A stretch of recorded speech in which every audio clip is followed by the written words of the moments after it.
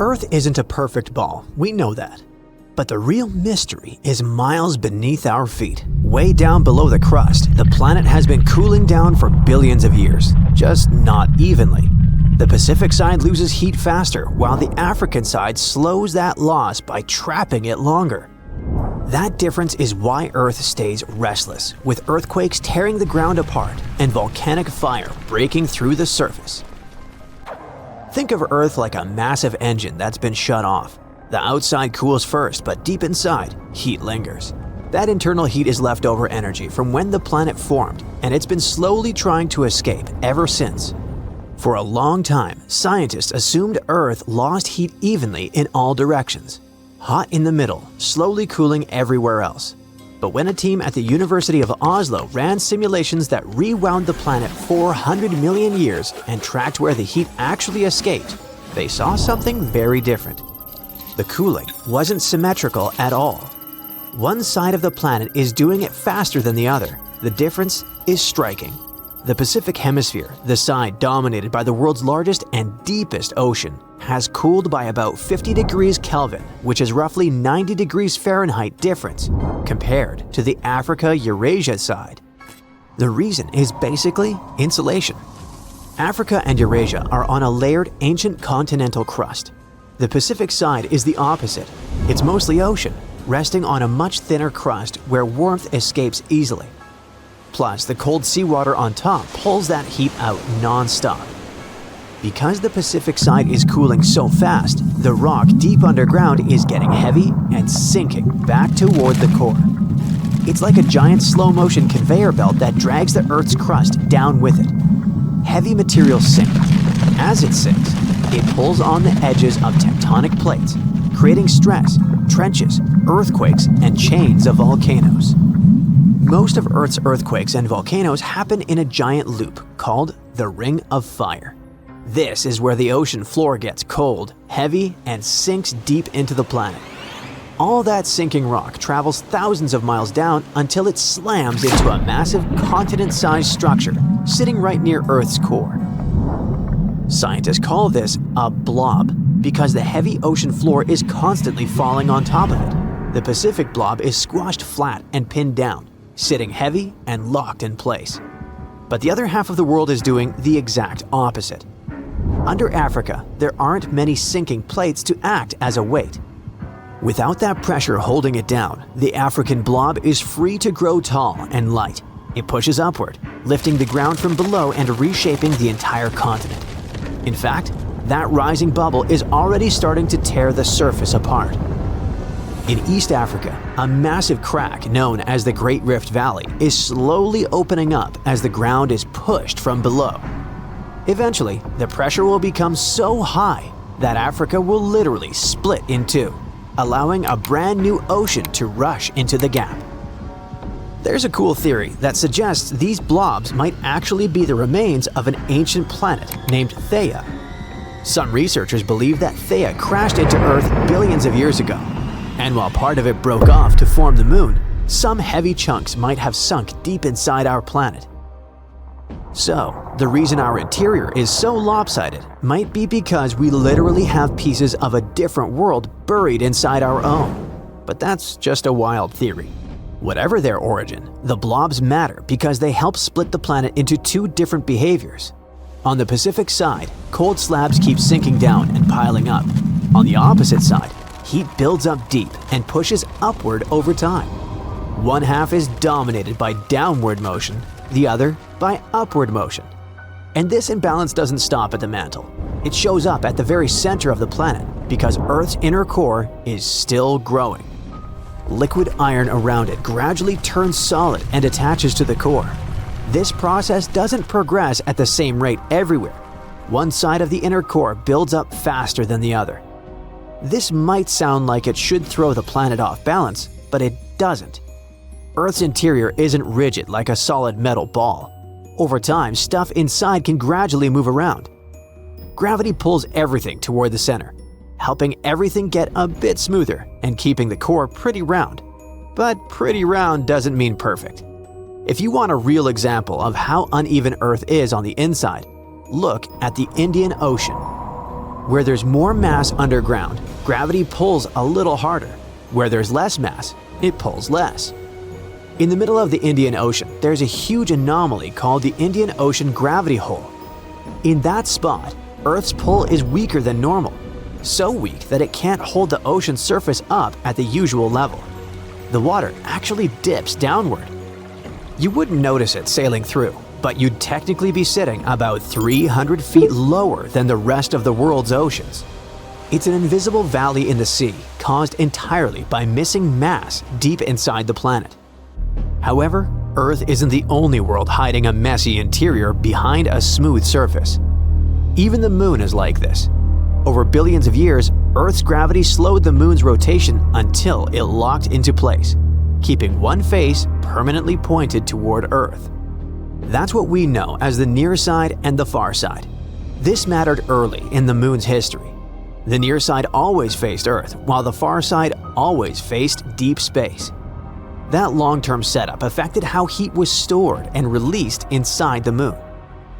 When NASA mapped the Moon's gravity using two spacecraft called GRAIL, they measured something called the love number. It's a value that tells scientists how much a planet or moon flexes under gravity. The Moon's love number turned out higher than expected, which meant its interior was softer than it should be. When scientists looked closer at the gravity data, they found that most of this flexibility came from the side facing Earth. The Moon's near side is softer and warmer deep down, while the far side is cooler and more rigid. Measurements suggest the near side mantle is significantly hotter and more volcanic. That difference shows on the outside.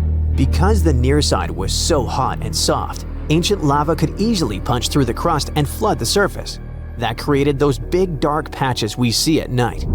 On the other hand, the far side stayed colder and stiffer, so the lava never flowed the same way. Back on Earth, the Pacific has another quirk worth mentioning. Our planet isn't just spinning in place. It orbits the Sun at over 66,000 miles per hour, and the entire solar system is moving through the galaxy like a car driving through a swarm of bugs. Over long periods of time, objects drifting in from deep space are more likely to hit the side of Earth that's moving forward. And because the Pacific Ocean covers such a huge stretch of that side of the planet, it naturally ends up catching more impacts than smaller oceans or continents. This creates a strange coincidence. The same hemisphere that is leaking the most heat from within is also the world's biggest graveyard for things arriving from the outside. Because it is so vast and lonely, space agencies even use its most remote coordinates as a spacecraft cemetery at a spot called Point Nemo. We deliberately aim satellites and massive space stations like Mir to crash right there. So the Pacific ends up taking the hits from two directions, by accident from the universe and on purpose from us. Earth is restless, continents drift, oceans open and close. In a few 100 million years, the map will look completely different. The Pacific is actually shrinking right now. Eventually, the Americas might crash into Asia, and a new ocean will have to take over the job of being the planet's main radiator and its front bumper. But for now, we should probably be thankful for that massive, chilly, unlucky ocean. Put on your woolen hats, find the warmest mittens, and go buy the thickest blankets. The next ice age might be just around the corner. And the trigger is much more shocking than anyone might have expected. What's even worse? We have no control over our bitterly cold future. Earth's climate has been on a wild ride for millions of years. It's been warming up, freezing over into ice ages, then heating up again to the more normal temperatures we know today. These cycles, called quaternary ice ages, are part of a much longer pattern of global freezing and thawing. For a long time, scientists thought Earth's orbit around the Sun had something to do with triggering ice ages, but figuring out exactly how was tricky. Well, new research has finally connected the dots. It shows how tiny changes in Earth's tilt, wobble, and orbit mess with the growth and melting of huge ice sheets. This is a pretty big deal because it helps scientists understand not just what happened in the past, but also what might happen to our climate in the future. Even small shifts in how Earth moves through space can have huge effects over thousands of years. These changes control how much sunlight different parts of the planet get, which affects how ice sheets grow and shrink. Earth doesn't orbit the Sun in a perfect circle. It actually follows a slightly oval-shaped path. This phenomenon is called orbital eccentricity. Since the Sun isn't sitting right in the center of this oval, Earth's distance from it changes throughout the year. Plus, the oval itself slowly shifts position in space over time, which is called orbital precession. On top of that, Earth's tilt, aka obliquity, also changes slightly as our planet moves around the Sun. Scientists have known for a while that these orbital quirks impact our planet's climate, causing cycles of warming and cooling. As different parts of Earth's orbit shift, they change how sunlight is distributed across the planet, influencing seasons and ice ages. These Milankovitch cycles happen roughly every 20,000, 40,000, 100,000, and even 400,000 years. The difficult part is to figure out how each of these orbital changes affects climate shifts. Earth's climate is a complicated system, with tons of factors influencing it at the same time. Modeling all these processes is no easy task. It needs huge computing power and a deep understanding of each factor's role in shaping our planet's past and future climate. There are two cycles that are super close to each other in timing: precession, which happens every 21,000 years, and the second harmonic of obliquity that happens at 20,500 years. But even though they're so close, no one has been able to directly connect either of these cycles to the end of an ice age. On top of that, for the past 800,000 years, ice ages have ended every 100,000 years, and scientists still haven't figured out what causes this pattern. To get to the bottom of it, researchers turned to the deep sea. They studied changes in oxygen isotope ratios found in the tiny, fossilized shells of marine creatures. These tiny creatures live in the ocean, and their exoskeletons preserve clues about past climate, specifically changes in ice sheets. This allowed the researchers to track the beginning and end of ice ages over the past 800,000 years. By comparing the changes in the ice sheets with Earth's orbital changes, they found an incredible pattern. The key moments when Earth moved between ice ages and warmer periods were perfectly lined up with specific relationships between precession and obliquity. It turns out that the end of an ice age, called deglaciation, is closely linked to the way precession and obliquity align. But it's obliquity alone that seems to trigger the start of an ice age. This discovery is the key to understanding the 100,000-year cycle of ice ages. The researchers say it was always there, just waiting to be noticed. Before the discovery, people thought the timing of ice ages was more random. But this new study shows there's a clear, predictable pattern. This means we might actually be able to predict when ice ages will happen in the future. Right now, Earth's tilt is slowly decreasing, and in about 11,000 years, it'll hit its lowest point. Based on the team's calculation, the next ice age is expected to begin before then. At the same time, according to the latest reports, humans have already started pushing Earth's climate off its natural path by releasing greenhouse gases. Another thing scientists are warning about is a massive shift that's happening in the Atlantic Ocean, and it could drastically change the world's climate. The Atlantic Meridional Overturning Circulation is a system of ocean currents that moves warm and cold water around the planet. And right now, it is showing signs of weakening. What will happen if it collapses? Freezing temperatures in Europe, extreme weather across the world, shifting monsoons, and even an Amazon rainforest drying up. And the scariest part? Some researchers say there's a 95% chance this could happen before the end of the century. Think of the AMOC like a giant conveyor belt in the ocean. Warm, salty water from the tropics flows north towards Europe and North America. When it reaches colder areas, it cools down, becomes heavier, and sinks to the bottom of the ocean. This deep, cold water then moves southward, while fresh, warm water from the equator keeps flowing north to replace it. This system helps regulate global temperatures, keeps Europe's winters mild, and prevents the US East Coast from flooding. It also controls monsoon patterns that bring seasonal rain to parts of Africa, South America, and Asia. Without it, the world's climate would look completely different. Right now, melting ice from Greenland and Antarctica, along with increased rainfall and river runoff, is dumping too much fresh water into the North Atlantic. Since fresh water is lighter than seawater, it disrupts the sinking process that keeps the AMOC moving. If too much fresh water builds up, it will mess up the entire system. And once it collapses, there will be no reversing it, even if the climate later cools down. Scientists have seen two big warning signs. First of all, the warming of the ocean off the US East Coast, which suggests the AMOC is already slowing down. Plus, there's a cold blob of water south of Greenland. It might be a sign of the weakening of the ocean current, and that's exactly what happens before the system fails. What would happen if the AMOC fully shut down? Europe would enter an ice age. The AMOC plays an important role in keeping Europe's winters relatively mild by bringing warm water north. If this process stopped, Europe would be plunged into deep winter. London's climate would drop by 18 degrees Fahrenheit, making it feel like northern Canada. Stockholm could get up to 54 degrees Fahrenheit colder, turning it into Siberia-like conditions.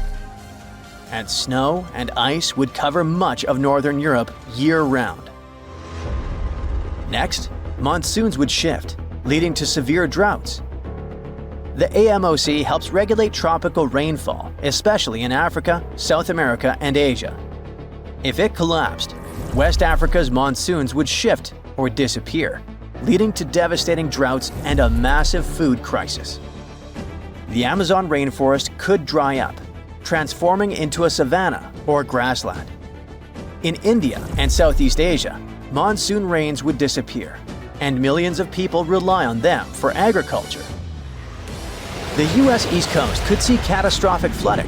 With the AMOC weakening, water is already piling up along the US East Coast, triggering higher sea levels and stronger hurricanes. If the system shut down, sea levels would rise by up to 3.2 feet, which would make the coastal cities more vulnerable to flooding. Finally, hurricanes and extreme storms could become even more powerful because of warmer waters along the coast. Now, how close are we to disaster? For thousands of years, the AMOC has remained stable, but recent studies suggest it's weaker now than at any point in the past 1,600 years.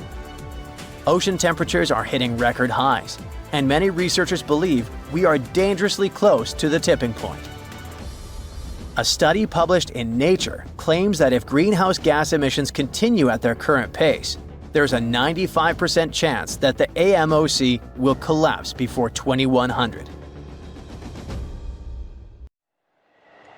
Yep, there's ice all around, as far as the eye can see. A white desert covers the entrance to your cave, the one where you and a bunch of other settlers live. Everyone's gathered around a fire pit, trying to keep warm, telling each other stories about how much snow they saw the other day. Some are running around playing tag, throwing sticks, whatever people used to do for fun 300,000 years ago. You're one of the earliest Homo sapiens to ever walk the earth. Others are sleeping or just resting their eyes. All around the cave, all you can hear are stomachs rumbling, sounds like a wild animal lurking around. You look out the mouth of the cave and see that the storm has cleared. Time to grab some tools and head out as a group. In the open wilderness, you find some berries covered in snow and plants that might be edible. But it's not enough to feed the whole tribe. It's the Ice Age, and there's not much vegetation growing anywhere.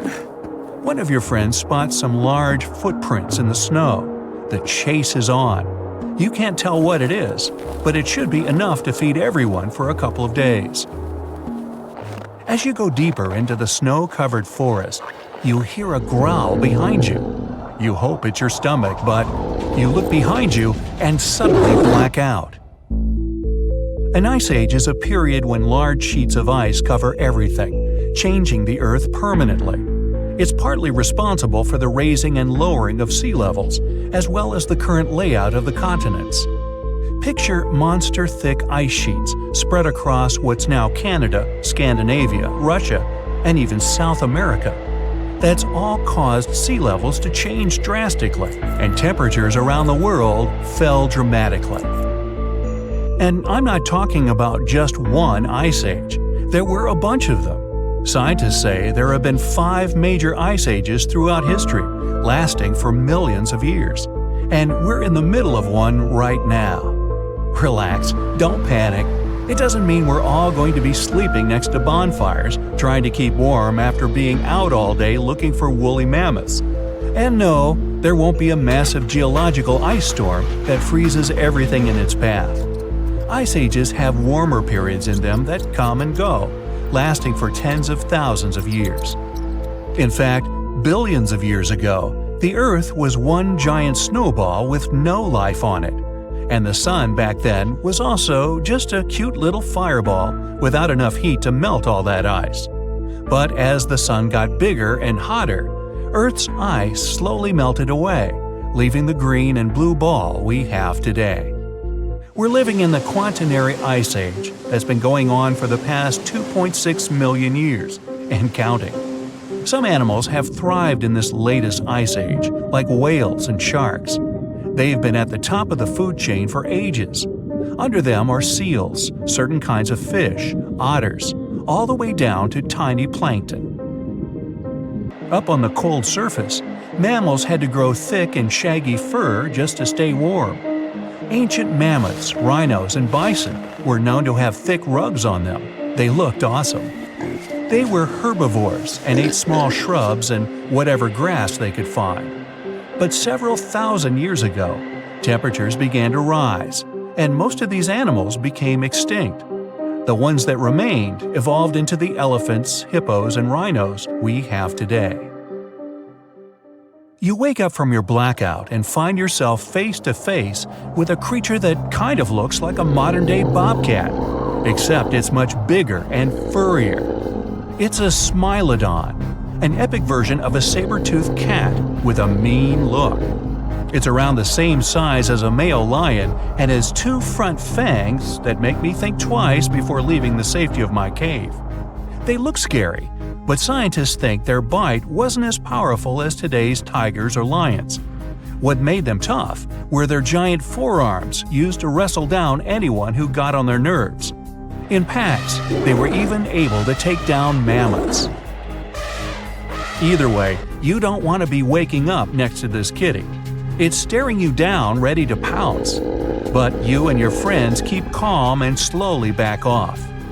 You get the genius idea to throw a rock to distract it, then run. Nowadays, it's near impossible for a human to outsprint a lion or tiger, but humans back then were much fitter. Once the danger's over, everyone continues to look for food. It's getting dark, and you haven't found anything to bring back to the cave. Suddenly, you smell something burning. Way off in the distance, you see a thin column of smoke rising into the sky. Another settlement? You and your friends look at each other and approach the smoke cautiously. Homo sapiens first came into being about 200 or 300 years ago, but human history didn't just pop up out of nowhere. As far back as 7 million years ago, some of us decided to call it quits. We left our chimpanzee ancestors in the jungle and started doing our own thing. And that didn't just happen once. Over those next millions of years, there were over 20 different human species. Some were our ancestors, some were twigs from a completely different branch. Some were tiny, others better adapted for hot or cold weather. Before you know it, you see a group of Neanderthals cooking some meat, sharpening their tools. Neanderthals were the first to migrate to Europe. Scientists believe they were around somewhere between 40,000 to 400,000 years ago. They occupied all areas between Europe and Asia, while Homo sapiens, that's us, were still all the way down in Africa. You enter their camp and immediately see the differences between each other. They're stocky and look a bit different, but there are some similarities, like flat teeth for chewing and gnawing and big skulls for their big brains. They even have clothes on like you. According to archaeologists, they lived in shelters and made tools out of stone, sticks, and bones. They welcome you inside and give you a tour like no other. You're officially meeting another human species. They take you inside their cave and show you some of their cave paintings. They were the first artists of their time. Many of their galleries are still around today, like the ones in caves in Spain. You know their style: minimalist paintings of deer, a large handprint. They also dabbled a bit in jewelry making. They made necklaces out of eagle talons and animal fangs. They were also probably the first ones to harness the power of fire. Did they discover it when a bolt of lightning hit a tree? Or when one of them dropped a rock on another rock, creating a spark? No one really knows. But they were able to recreate it and use it to keep warm, to cook food, to see in the darkness, and to protect themselves. After the nice tour, you hang around the campfire to keep warm. They even offer you some extra clothes for the journey home, mostly thick, shaggy mammoth coats.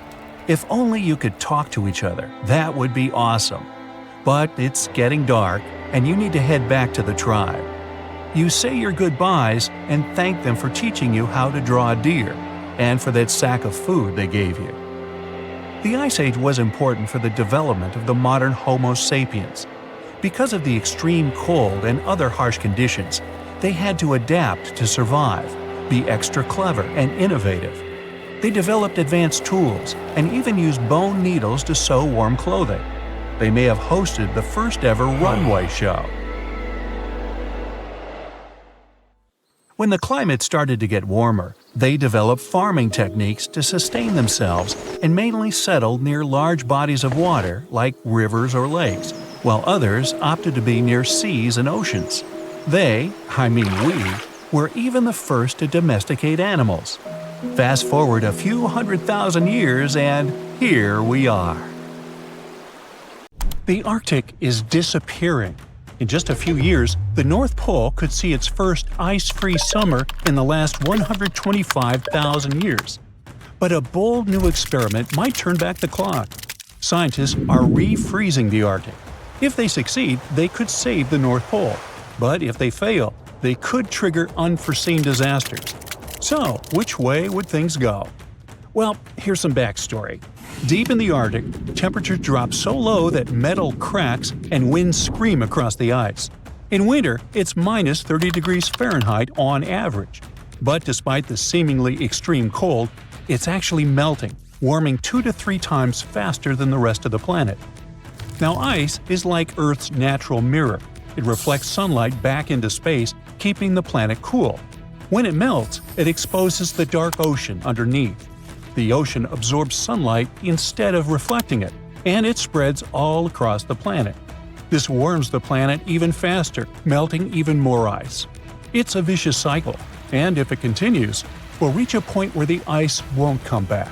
That thick, ancient ice that has covered the North Pole for thousands of years is already 95% gone. It's been disappearing since the 1980s. The ice that remains there now is thin and fragile, and when it disappears, it will trigger a dangerous chain reaction. Meanwhile, a group of researchers from a UK startup called Real Ice is out there trying to slow down or even reverse the melting of the Arctic. The project takes place in a tiny frozen village in Canada called Cambridge Bay. Real Ice wants to break the vicious cycle, and here's their plan. First, they drill through the existing ice and place an underwater pump beneath it. Then they pump seawater onto the ice surface, where it quickly freezes into an extra thick layer. Finally, they remove snow from the ice, which usually acts like a blanket, preventing further freezing. After that, ice keeps growing, stronger, thicker, and harder to melt. It's a simple idea inspired by nature itself. Ice naturally forms this way in some Arctic regions, but now scientists want to do it on a massive scale. So far, it appears to be working. Between January and May 2024, they covered around 44,000 square feet of ice, and it became 20 inches thicker on average. And in November 2024, they started a new round of tests. In the first 10 days of the trial, the ice was already 4 inches thicker. Now they'll return in May 2025 to check out how things are going. They think it's going to get between around 16 to 31 inches of it during the Arctic winter. It's a small start, admittedly, but if they can prove it works, their plan is to expand across an area more than twice the size of California, about 386,000 square miles of ice. And they're not stopping there. The big idea is to send in 500,000 underwater drones, powered by clean energy, to automate the entire process. These drones would drill holes, pump water, and refreeze the ice without human intervention. But not everyone is convinced. Some scientists think this whole idea is a disaster waiting to happen. First, they point out that saltier ice, the one from seawater pumped onto it, melts faster in the summer. So if this new ice melts too quickly, we could end up making the situation worse. Some of them also think this is a dangerous distraction from the core problem, like treating the symptoms instead of the root causes. Besides, making a small patch of ice thicker is one thing, but doing this across the entire Arctic? That's another challenge entirely. Another thing they're worried about is the ecosystem. The Arctic is one of the most fragile ecosystems on Earth. Changing ice thickness could affect marine life, disrupt algae growth, and impact the food chain in ways we don't fully understand. There's also the question of money. Real Ice estimates that refreezing the entire Arctic will cost about $5 to $6 billion per year. Who's paying for this? Right now, they're self-funded with some investors backing them. But eventually, they hope that countries, global funds, and even corporations will finance the project. Real Ice argues that doing nothing could be far worse. If we don't act, we could lose the Arctic within our lifetime. That could at least help to buy more time to fix the planet. Desperate times call for desperate measures. Now, the idea of saving the Arctic ice isn't new. Over the years, scientists have suggested some pretty wild plans to stop the melting. In 2017, there was the initial wind-powered pump plan.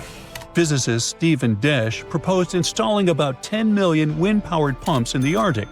These pumps would pull seawater up onto the ice, kind of like real ice. It would freeze in the cold winter months, creating a thicker ice layer. The biggest problem is that someone would have to run this entire show. And what happens if something goes wrong? In 2018, there was the Glass Beads Plan, which was supposed to start in 2020s. A team called the Arctic Ice Project suggested covering the Arctic with tiny reflective glass beads. Yep, glass balls. The idea was basically to replace the ice's mirror effect. The beads would bounce sunlight away, keeping the ice colder for longer. The plan is being tested by a group of scientists working with the Arctic Ice Project. They say the glass balls are made of a material that's safe for animals. They even claim birds use similar materials to help them digest food. The glass used in these microspheres is the same material used in lab equipment and light bulbs. Sounds safe, right? Well, not so fast. There's also the environmental risk. These glass balls are tiny, and they could easily get into the ocean, impacting everything from fish to plankton. We still need more research to understand how this material breaks down in the ocean and whether it could affect marine life.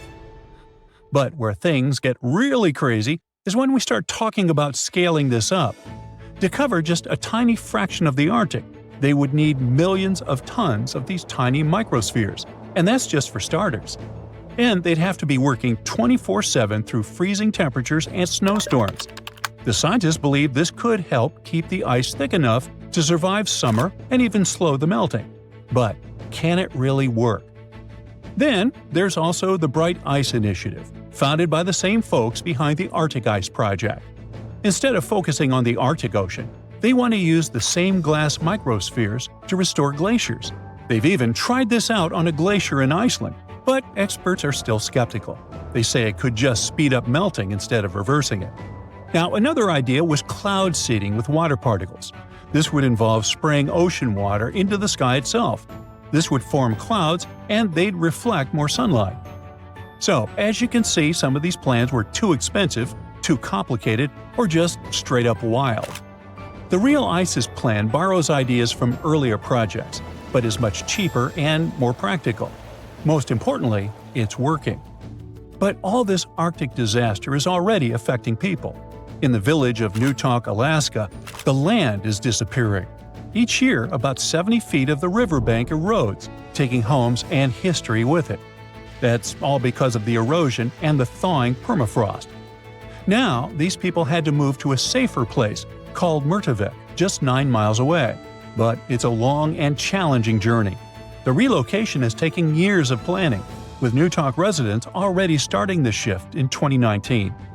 The new village offers better health and safety, but it's still a work in progress. Things like the school and grocery store remain in the old village, which makes things harder. Water and sewage systems are being set up, and for now, most residents are using a honey bucket system. But at least they have a chance to rebuild. It's still unclear whether these geoengineering ideas are a lifeline or a disaster. For now, we can just keep an eye on them. Did you know that the Pleistocene era was a really important time in Earth's history? It's when the last ice age happened, and glaciers covered a lot of the planet. This period of time lasted for about 2.6 million years, and ended around 11,700 years ago. What's even cooler is that modern humans, like us, had actually evolved during this time, and had spread all over Earth before it ended. There were also some really fascinating animals that lived during the Pleistocene, like woolly mammoths and saber-toothed cats. Unfortunately, many of them went extinct at the end of this era. Earth has had some pretty wild weather patterns over the last 2.4 billion years.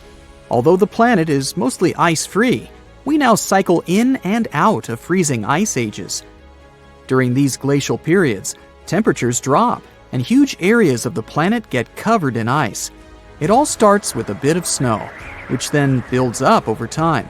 The ice reflects sunlight, making things even cooler. The result? Vast glaciers that slowly move toward the equator, changing the landscape as they go.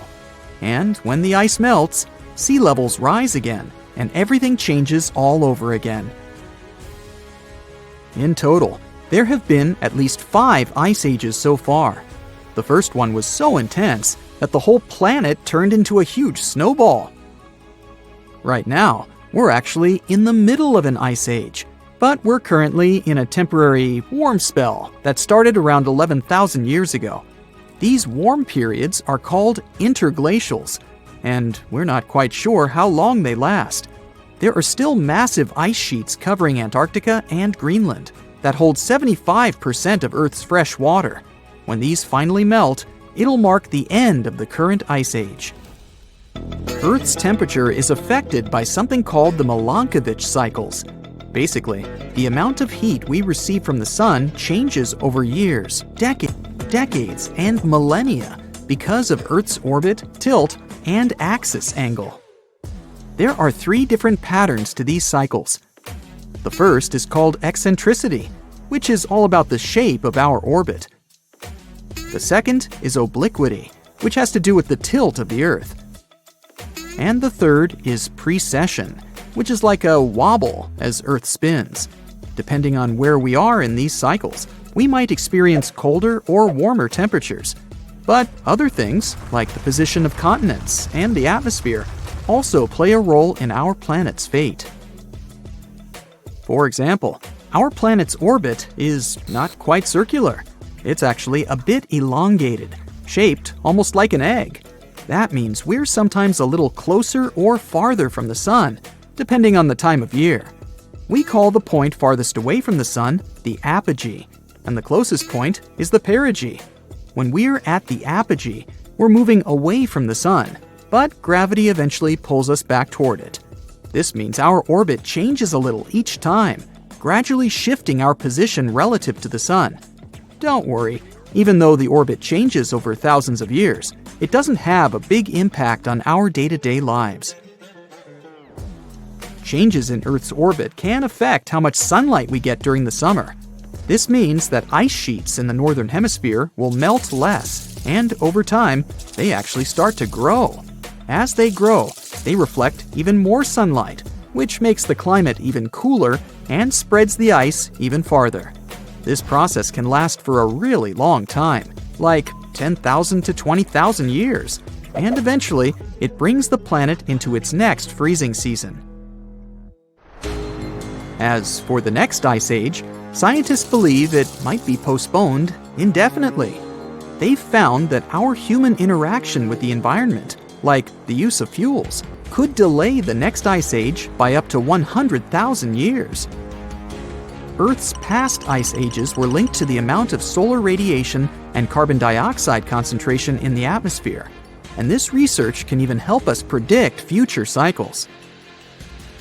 It's amazing to think that our actions now could affect Earth's future for thousands of years to come. And while it's not really important when the next ice age begins, it's pretty cool to know that humans have the power to shape the future on a geological timescale. Ice ages have had a huge impact on our planet and human civilization. So it's fascinating to think how our actions now might change things, maybe even for the better. What did life look like on our planet during the last ice age, though? Well, North America, for instance, was home to some huge creatures. Mammoths, saber-toothed cats, giant ground sloths, and mastodons were just a few of them. And get this, even Europe had an 11-foot tall flightless bird that weighed almost as much as a polar bear. Meanwhile, down under in Australia, there was a giant lizard that lived in all sorts of habitats during the same time period. Even though some animals from the Pleistocene era aren't around anymore, you might recognize many of those that are still around today. In Alaska, for example, you can still find brown bears, caribou, and wolves. People just like us actually lived through the Ice Age too. Our species, Homo sapiens, has been around for about 300,000 years. And we've spread all around the world since then. Some of our ancestors stayed in Africa during the Ice Age and didn't feel the full effects of the cold. And others ventured out into other parts of the world, even into the chilly glacial environments of Europe. Our early relatives, like the Neanderthals in Europe, and the mysterious Denisovians in Asia, were also around during this time. Although they seem to have gone extinct before the end of the Ice Age, it's pretty amazing to think about all those different hominids that roamed Earth during that period. What's also fascinating is how our species managed to survive the Ice Age, while some of our cousins didn't. Some experts believe that our adaptability, social and communication skills, and the use of tools played a huge role in it. And guess what? Humans didn't just hunker down during that time. We actually moved into new areas. Fossilized footprints found at White Sands National Park in New Mexico prove that humans have been in North America since at least 23,000 years ago. That's close to the peak of the last Ice Age. While a full-blown Ice Age might still be far away, there is a possibility of a mini Ice Age coming our way. Some scientists believe that in about 10 years, we might experience a significant drop in solar activity, leading to colder temperatures in the northern hemisphere. This could result in conditions similar to the Little Ice Age in the late 17th century, when the Thames River in the UK froze over. While scientists aren't quite sure what caused that cooling, it's fascinating to think about the potential changes. We've done it before, so we know that humans will most likely survive the next real Ice Age, even if we don't manage to figure out a way to stop the next freezing era. But it would come at a high cost. All the ice that would cover most of the northern hemisphere would have to come from oceans, which would cause the sea level to drop. This could mean more land for some countries, but it would also create other problems. Sea levels going down might seem like a great thing at first, but actually, it could lead to some challenges. Having been covered with salt water for thousands of years, the new land might not be very fertile. This means it wouldn't be great for growing crops, and we'd have to find other ways to feed ourselves. Back when humans first started out, there weren't many of us. and there was plenty of food.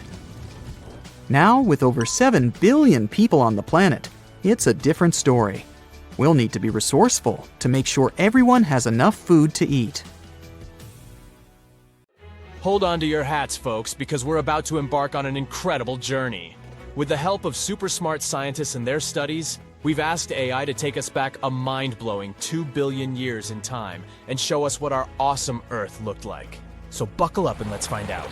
Once upon a time, way back when Earth was just a baby, around 4.5 billion years ago, hopping into a time machine and paying a visit would have been a big mistake. The whole place was a hot mess. First of all, the ground was still all gooey and molten, so landing your time machine would have been a major risk. Now, as soon as you tried to get out, you would see a completely different Earth compared to what we know today. The landscape is a patchwork of rugged mountains, sparkling seas, and vast stretches of land. Picture massive volcanoes erupting in fiery bursts, shooting gases and ash into the air. It's like a crazy fireworks show.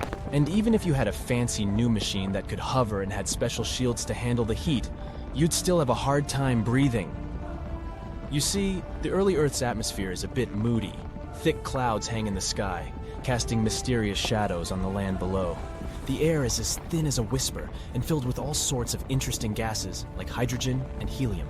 Carbon dioxide swirls around, giving everything a vibrant green hue.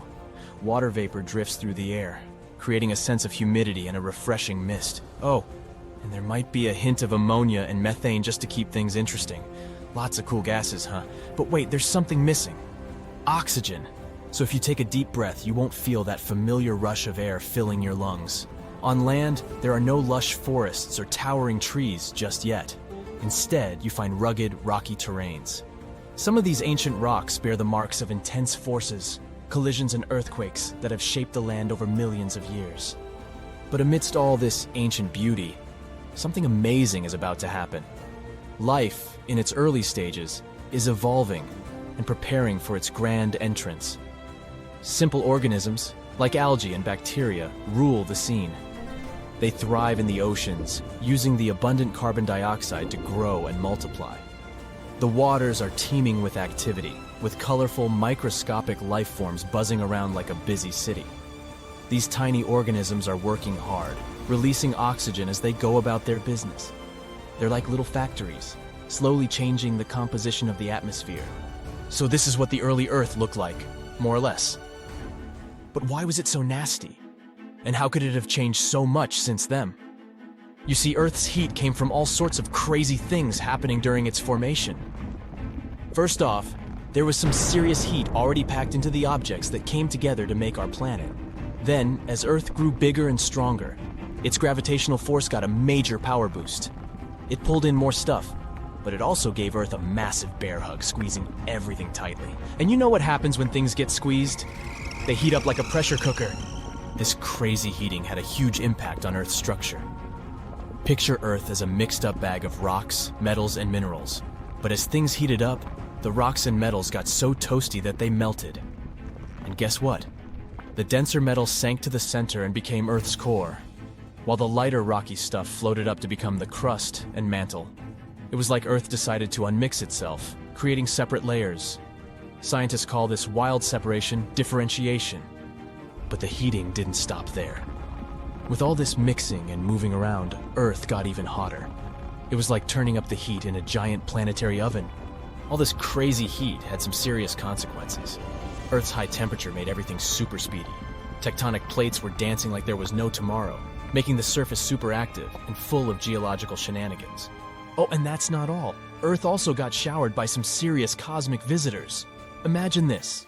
While Earth was busy gathering up all sorts of space debris during its formation, the rest of the solar system was causing some major chaos. Saturn and Jupiter decided to shake things up by changing their orbits, sending a whole bunch of massive objects hurtling towards poor Earth. These collisions were no joke. They packed a punch that melted minerals in Earth's crust and even vaporized them.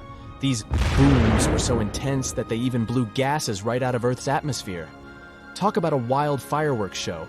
Believe it or not, we can still spot ancient battle scars from these collisions. It takes some careful detective work, but we can catch a glimpse of their aftermath. For example, there's this place called the Manitsok Crater in Greenland. even though there's no actual crater to see, we can examine rocks that were chilling 12.5 to 15.5 miles below Earth's surface back in the day. And guess what? They bear the marks of intense and sudden shock. Now that's some tough neighborhood. The wildest collision of them all was with a planet called Theia. Theia, about the size of Mars, crashed into Earth with a mighty bam! It was a colossal event that changed everything. Theia's metal core fused with Earth's core, while the outer layers of both planets got shattered and tossed into space. The result? A beautiful ring of debris encircling Earth. Now here's the coolest part.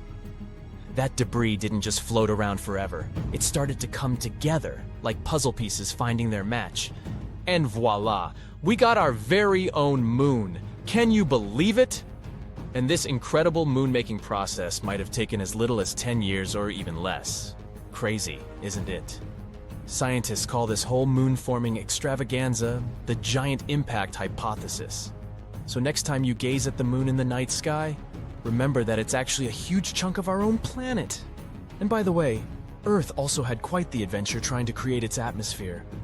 In the beginning, our planet's first attempt at an atmosphere didn't go so well.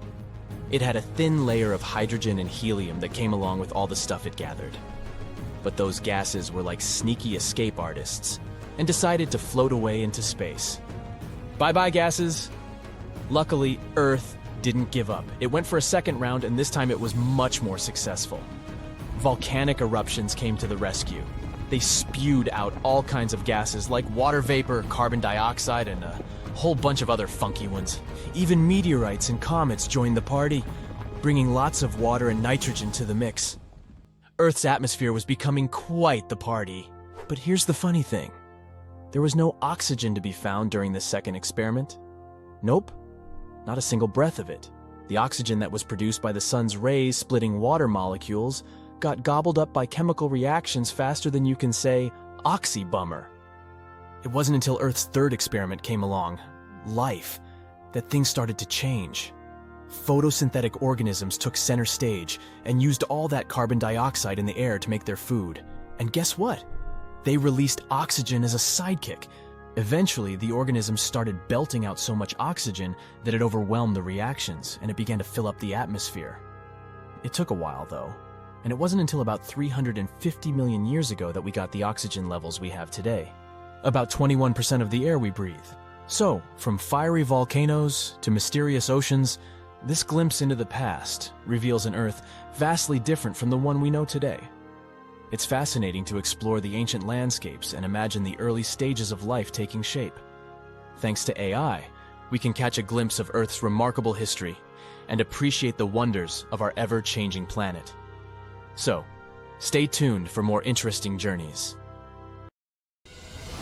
A sinkhole suddenly appeared in northern Siberia.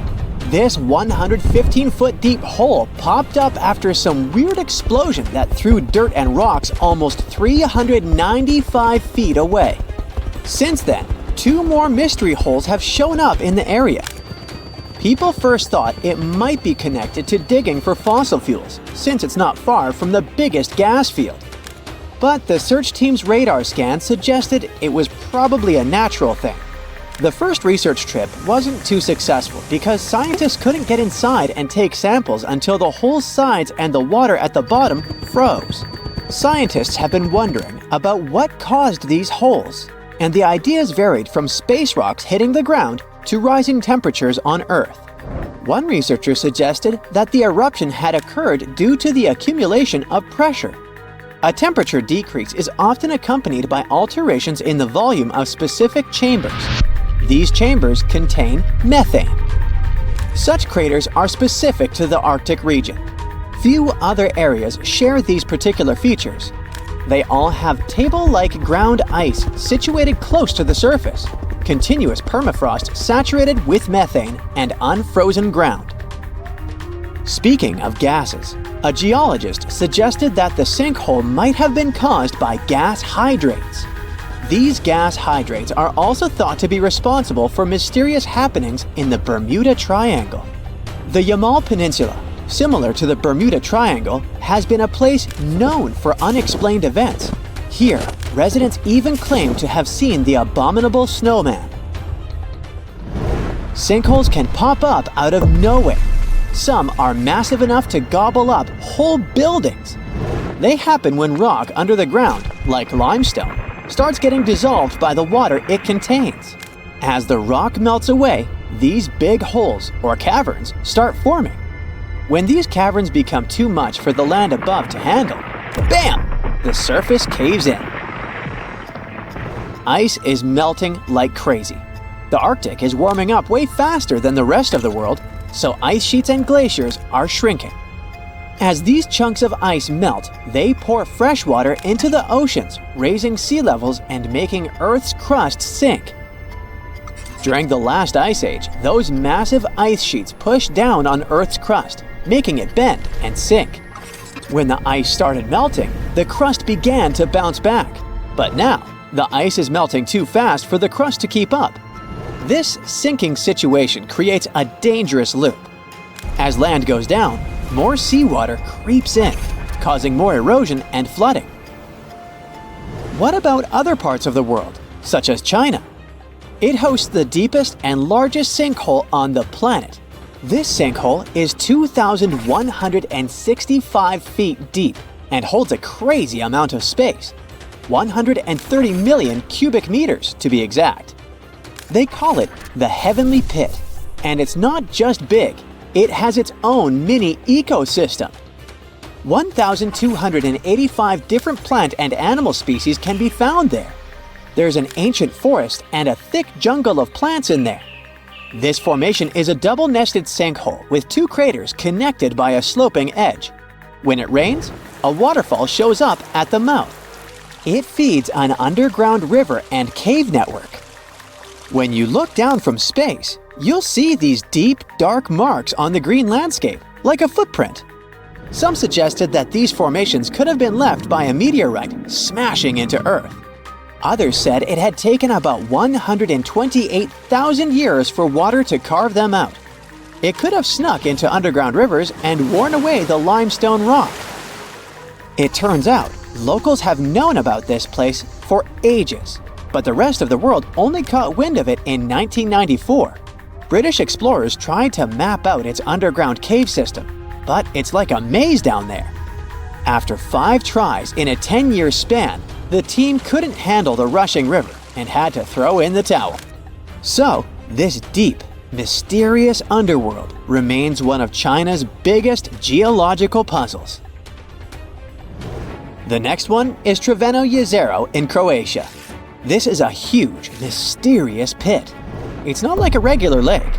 It's basically a giant hole that formed when the ground collapsed into what was once a massive cave. The walls are super steep and have this reddish tint because of iron in the soil, which makes it look pretty wild. Inside, there's a deep blue lake that's incredibly clear, but also super cold. What's really cool is that it houses a unique species of fish that's only found there. Plus, the water level goes up and down because of an underground stream. It's a bit of an adventure to explore the lake because it's surrounded by sheer cliffs that can drop rocks without warning. Let's shift our gaze to Venezuela's Cima Humboldt. This is a colossal sinkhole hanging out in a flat-topped mountain. This beast of a hole plunges down 1,030 feet. You can find an entire forest at its base. It's home to many plants and animals that only live there, like a unique frog called Stephania rhei. In 1974, people went on an exciting trip there for the first time, and they had to cut down trees so that helicopters could come and pick them up, kind of like something you'd see in an Indiana Jones movie. The second largest blue hole on the planet, known as Tamya, which translates to deep water in Mayan, is in Mexico, and that's where we're going. This underwater marvel was uncovered off the shores of Mexico's Yucatan Peninsula in 2021. But the deets about this sinkhole have just surfaced recently. It's 900 feet deep, with the sides so steep they're almost 80 degrees. The entrance to this cavern is about 15 feet below sea level. Blue holes like Tamya are these natural wonders formed during the ice ages. When the sea level was way lower, rain and other natural elements eroded limestone, creating these deep, vertical shafts. Then, as the oceans filled back up, these holes got submerged, turning into the mysterious blue holes we see today. They're called blue because the deep parts are darker than the shallower waters around them, making them look striking from above. Despite being low in oxygen, which usually makes it tough for sea life to thrive, blue holes are bustling with unique forms of life, especially bacteria. They're also gold mines for scientists because they can preserve ancient fossils in conditions you wouldn't normally find elsewhere.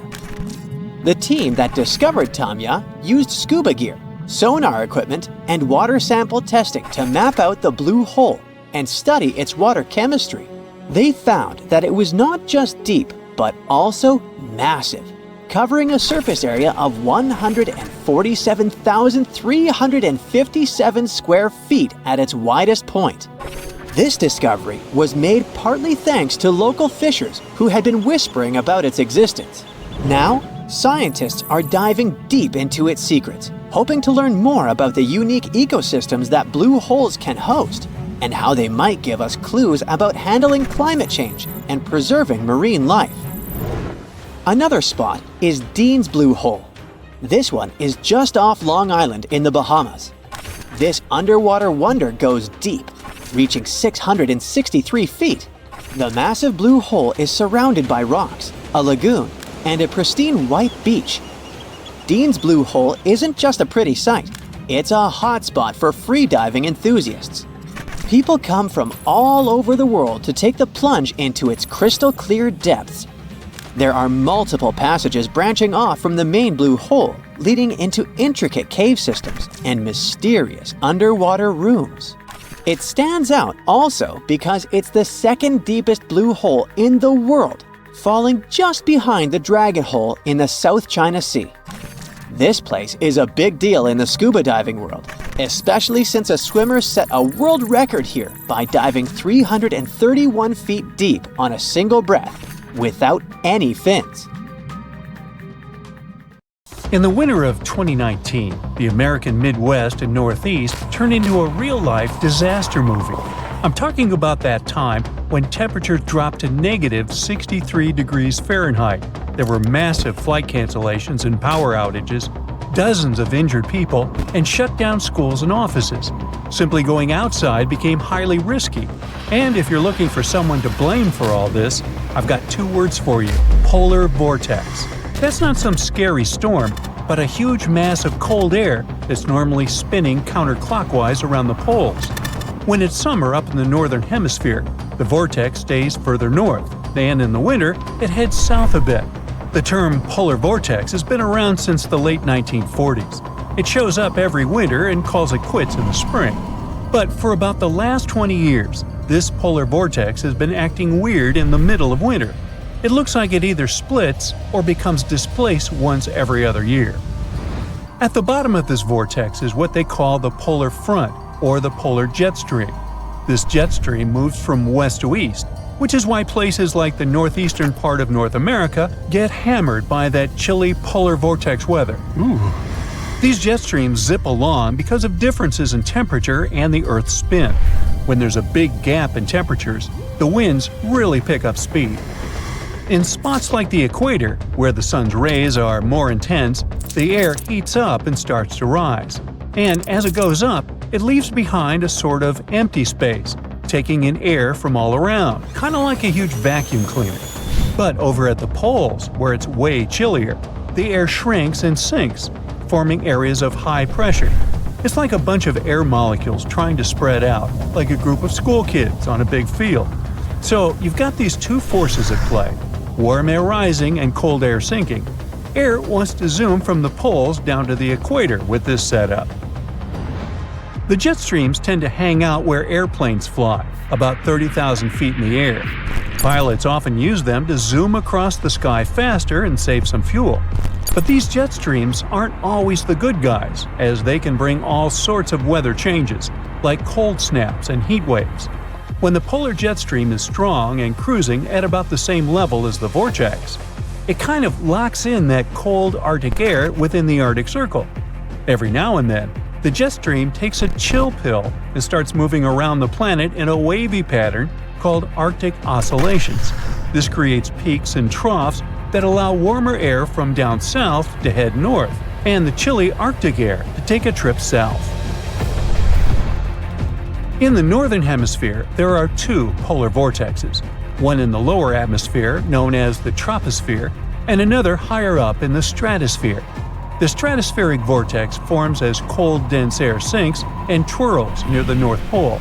The mightier the vortex, the quicker it spins, keeping cold air locked over the high latitudes. When someone or something messes with the polar vortex, it goes haywire. Picture a spinning top. Give the table a shake and it'll start wobbling.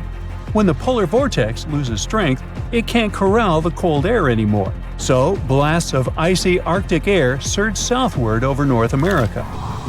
The polar vortex isn't a fixed object, but more like a living being.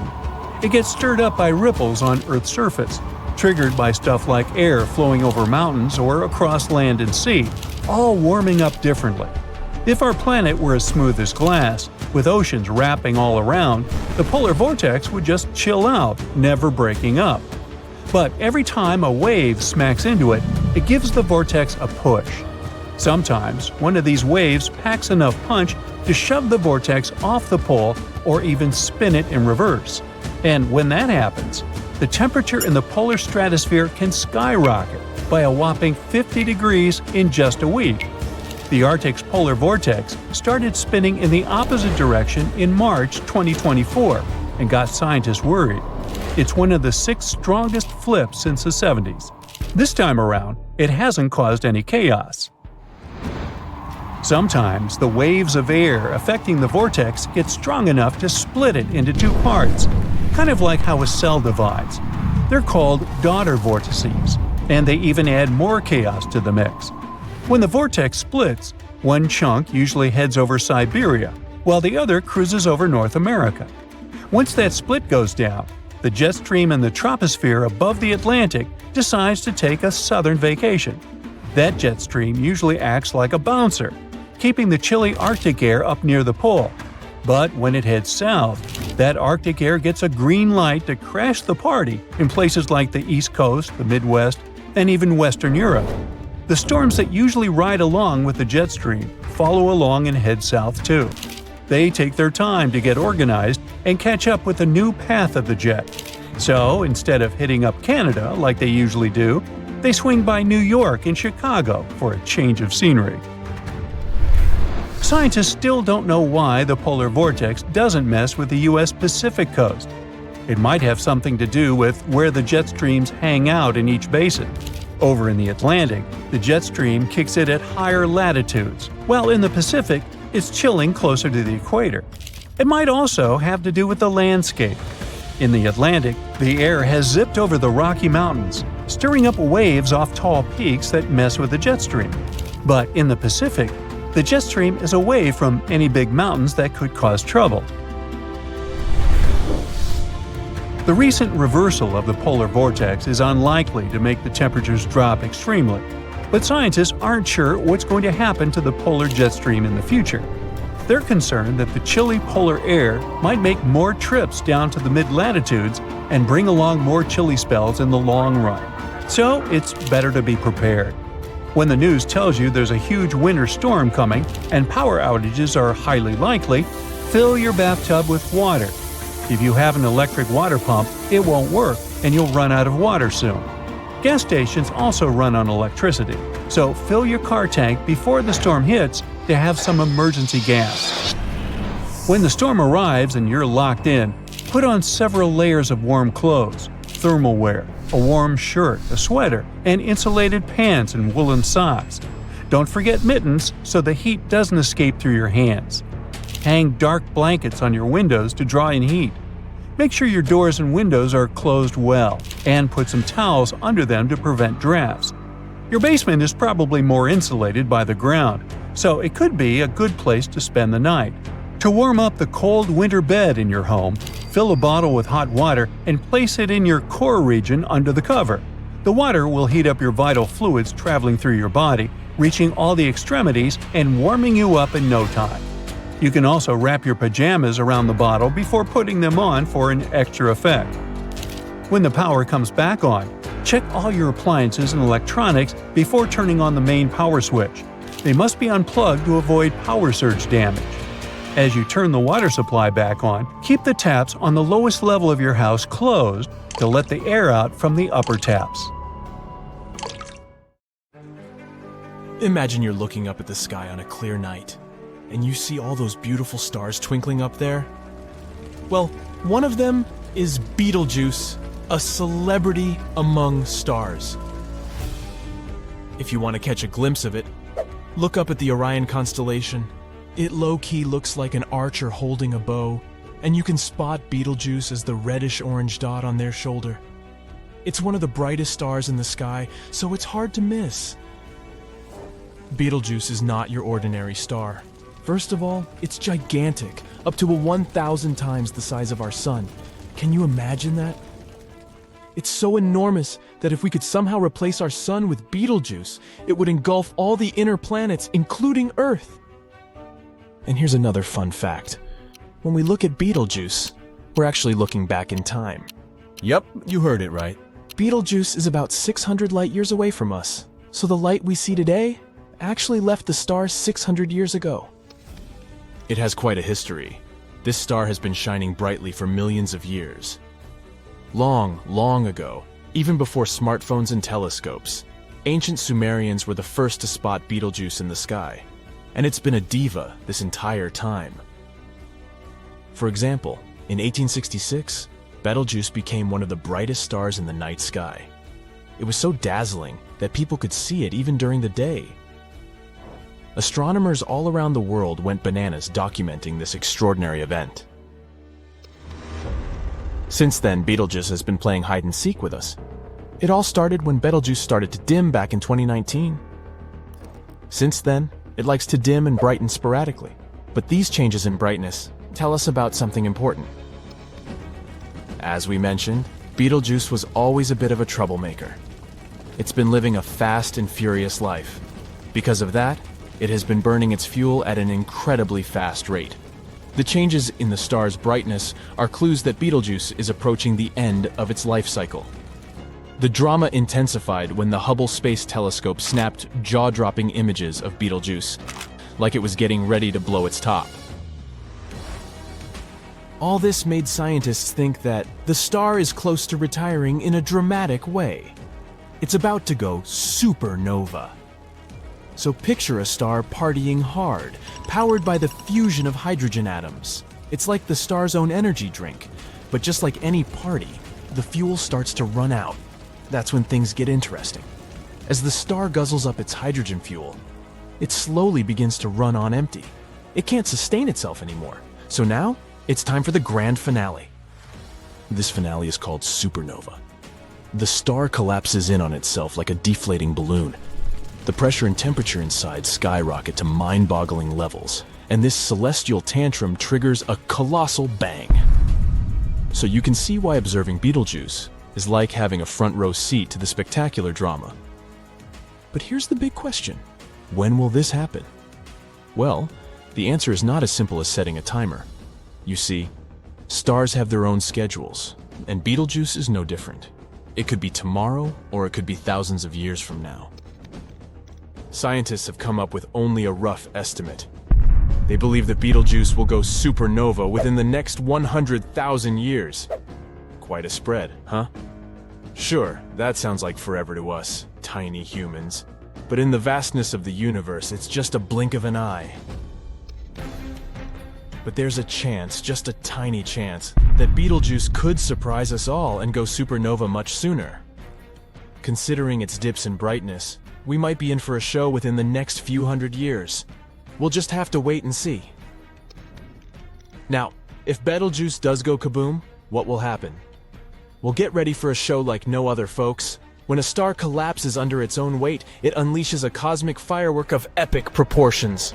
The star releases a crazy amount of energy in the form of light and heat. Betelgeuse's supernova is going to be extra special. It's like the superstar of supernovas. It will shine so brightly that it might even outshine the other stars in the sky. Picture that, Betelgeuse stealing the spotlight. The show could be so bright that you won't need a telescope to catch a glimpse. Nope, you'll be able to see it with a naked eye. It might even be visible during the day, making the sky look like it's hosting the coolest rave ever. After that, the supernova will keep us entertained for weeks.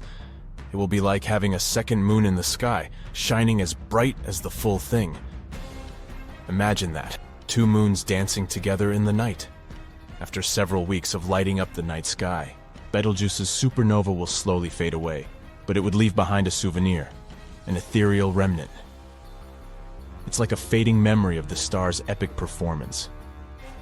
This remnant, too, would slowly fade away over the course of several months. But it's not just about the light show.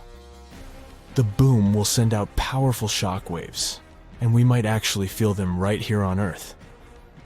It's like the universe giving us a gentle tap on the shoulder, saying, hey, look at this amazing spectacle. How dangerous will it be for us? Well, we know that Betelgeuse's supernova would send dust and gas shooting into the atmosphere. It's like a big space sneeze. And this sneeze could cause a decrease in global temperatures. We're talking serious climate impact here. It could even lead to a mini ice age. But these are just assumptions. We don't know for sure if the consequences will really be that serious. But, of course, we want to be prepared for this event just in case. That's why scientists are studying Betelgeuse closely. But, in addition to serious scientific research, astronomers also have a blast of celestial comedy. Jokes are flying left and right. Someone has even created a Betelgeuse status account, which you can check yourself. So, as you can see, the star is keeping us on our toes. Astronomers keep observing it, and they need our help too. They want us to keep an eye on Betelgeuse and report any changes we see. How do you do that? First off, channel your inner astronomer and observe Betelgeuse. Take a peek at the star and note down what you see. Is it twinkling, shining, or feeling a bit dim? Jot it all down. Then be a superstar yourself and report your observations to the astronomers. Your observations will help them track Betelgeuse's journey towards its big supernova moment. You can also join in on some citizen science projects. They're super fun and easy, trust me. One cool project you can jump into is the Betelgeuse Brightness Monitor. By participating, you help scientists keep tabs on how bright Betelgeuse is shining. Your contribution can make a real difference. So join the monitoring team. You'll be part of something amazing, and who knows? Your observations might even help predict when Betelgeuse will show off its supernova magic. By doing that, we can assist them in monitoring this superstar and learn more about the fascinating world of stars. But that's how we can help scientists to predict this event. Now, how can you personally prepare for it? First things first, you'll need the right gear to catch all the supernova action. A trusty telescope is like your front row ticket to the starry show. It'll bring you up close and personal with Betelgeuse's performance. And remember, you'll need special eyewear to shield your eyes from the intense burst of light. Safety first. And of course, prepare in case it decides to mess with our climate. Stock up on essentials, like warm clothes and supplies, just in case we experience a mini ice age. But let's just hope it won't happen. So keep your eyes on the night sky, my friends. Betelgeuse may not be ready to blow up just yet, but when it does, it will be a sight to behold. Until then, let's enjoy the twinkling stars. And remember, there's always something extraordinary happening in the vastness of space. Hey, want to take a wild trip back in time to the Jurassic or Cambrian era? Trust me, it's gonna be a wild ride, but surviving in those ancient environments would require some serious skills. At the start of the Cambrian era, the air would be as thin as at the base camp of Mount Everest, but the climate was actually pretty chill and consistent back then. However, there was one teeny tiny problem: no land plants or animals to feast on. So forget about firing up the grill for a juicy steak. Instead, you'd have to come up with creative ways to catch trilobites and other funky-looking shellfish. Good luck finding a spear without any wood or a fishing net without any plant fibers. And get ready to eat them raw, unless you can figure out how to extract oil from these creatures or burn dry seaweed. But wait, if you're looking for a more comfortable existence, you gotta travel to 100 million years ago, to the Silurian period. Here, things start to get a bit easier. The air is still thin, but there's a bit more oxygen to go around. Plus, the climate is warmer and cozier. Simple land plants have finally made their debut. Not only that, but the first bony fish also show up on the scene, so you might actually find something more palatable to munch on. Just watch out for those prehistoric millipedes and spider-like creatures that share the land with you. They might not be the best dinner companions. Yeah, it all sounds fun and feasible, but let's talk a bit more about this crazy idea of instant transportation. If you magically appeared in a different time, the first thing you'd have to worry about is the amount of oxygen in the air. Now, looking at that fancy graph up there, it's pretty clear that oxygen levels used to be super low before about 0.85 billion years ago. Like, we're talking just a few % of the atmosphere. And there wasn't even any O2 in the air until this event called the Great Oxygenation happened about 2.3 billion years ago. So if you ended up back then, surviving would totally depend on how fit you are. If the oxygen concentration was less than 10%, you'd probably pass out, but not pass away. If it was just above 10%, you might be able to function, but you wouldn't exactly be living your best life. Based on oxygen alone, it seems like you could survive if you showed up around 0.75 billion years ago, give or take a few million years. Now let's talk about the cool stuff on land. The first land plants didn't show up until around 450 million years ago during the Ordovician period. Before that, there were some large algae hanging around, mostly in the range of 500 to 600 million years ago. But there wasn't a whole lot going on until those land plants came along. Other forms of life didn't start showing up on land until closer to 300 to 400 million years ago. But there was this critter, a myriapod, that lived around 428 million years ago, and it was one of the earliest land dwellers. I mean, if you lived back then, you'd have to come up with fancy recipes featuring myriapods. Not exactly mouth-watering. Don't worry if you find yourself back in time before all that land action. Around 500 to 600 million years ago, the oceans were teeming with life. There were these creatures called the Ediacaran fauna, and they were some of the first well-preserved organisms.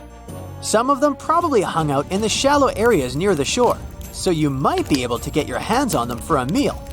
But remember, there weren't any land plants yet, so you'd probably have to eat them raw and with no potatoes on the side. You'd have a sort of prehistoric sashimi on your plate. Now, around 500 million years ago, things started to get really interesting in the oceans after something called the Cambrian explosion. If you ended up in the Cambrian period, you'd have all sorts of weird animals to catch in the coastal zones. Check out the fossils from the Burgess Shale for some wild ideas. Look at these brachiopods, arthropods, and even worm-like critters. But again, no woody land plants at this point, so your meals would mostly consist of raw arthropods and algae. Alrighty, let's dive into the nitty-gritty of ice ages. It's when the Earth gets super chilly for a ridiculously long time, like millions and millions of years. This causes giant ice sheets and glaciers to spread all over the place, covering massive areas of the planet's surface. Believe it or not, our planet has experienced at least 5 major ice ages. The very first one happened about 2 billion years ago and lasted for 300 million years. The most recent ice age kicked off at around 2.6 million years ago, and we're technically still in it. So, we're in the middle of an ice age, but we're not currently living in an icy wonderland. That's because we're currently in an interglacial period. During an ice age, temperatures go through ups and downs. When it's warmer, those ice sheets and glaciers start to melt, creating what we call interglacials. And when it gets colder, they expand again, which we call glacials. So right now, we're enjoying the warm interglacial period of the most recent ice age, which kicked off around 11,000 years ago. When people mention the Ice Age, they're usually talking about the last glacial period that started around 115,000 years ago and ended roughly 11,000 years ago when our current interglacial period began. During that glacial period, things were way cooler than they are now. At its peak, when ice sheets covered most of North America, the average global temperature was about 46 degrees Fahrenheit. That's a whole 11 degrees Fahrenheit cooler than today's global average temperature. That temperature difference may not seem like much, but it was enough to turn most of North America and Eurasia into ice-covered landscapes. The Earth was also a lot drier, and sea levels were way lower because most of the water was trapped in those ice sheets. We're talking vast steppes, dry, grassy plains as far as the eye can see. And let's not forget about the savannas, warm, grassy plains, and deserts that were also part of the icy scene. During the Ice Age, there were some familiar critters roaming around, like brown bears, caribou, and wolves. But there were also some mega cool creatures that sadly went extinct when the Ice Age came to an end. We're talking mammoths, mastodons, saber-toothed cats, and giant ground sloths. Now, there are a bunch of theories floating around about why these magnificent beasts bit the dust. One idea is that us humans hunted them into extinction when we crossed paths with these megafauna. Our species, Homo sapiens, actually survived the Ice Age. We've been kicking it on this planet for around 300,000 years now, starting out in Africa and then spreading our awesomeness all over the globe. Some of our ancestors stayed put in Africa and didn't experience the full icy effects. Others ventured into different parts of the world, even braving the freezing cold of Europe's glacial environments. But we weren't the only ones out there. At the beginning of the Ice Age, there were other hominids, our closer relatives, scattered across Eurasia. We had the Neanderthals chilling in Europe, and the mysterious Denisovans hanging out in Asia. Sadly, both of these groups seems to have vanished before the Ice Age wrapped up. Now, there are countless theories about how our species managed to survive the Ice Age while our hominin buddies didn't make it. Some believe it's because we're ridiculously adaptable and used our social skills, communication, and nifty tools to our advantage. And get this, humans didn't just hunker down during the Ice Age. Nope, we explored new territories and made ourselves at home. For the longest time, folks thought humans didn't set foot in North America until after the ice sheets started melting. Fossilized footprints discovered at White Sands National Park in New Mexico prove that humans have been rocking it in North America for at least 23,000 years, right around the peak of the last Ice Age.